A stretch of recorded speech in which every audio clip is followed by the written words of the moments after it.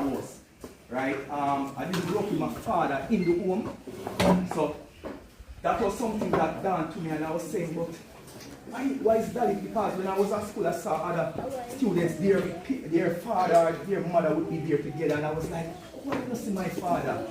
But there was when I made a promise to myself, so whenever I get children, I will never leave my children, never. And you know, with these things now, I remember wanting a father love. You know, so sometimes I used to check my father, but you know, sometimes it must go, I don't get no money. So I would go and he'd tell me, boy, next week Friday, man, get some money. But I just wanted a father love.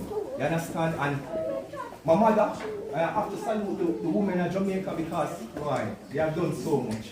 You understand? So much because my mother held it down, she pulled me up, a lot of sacrifices, you know. And I remember many times she would tell me that she would have to give me a last.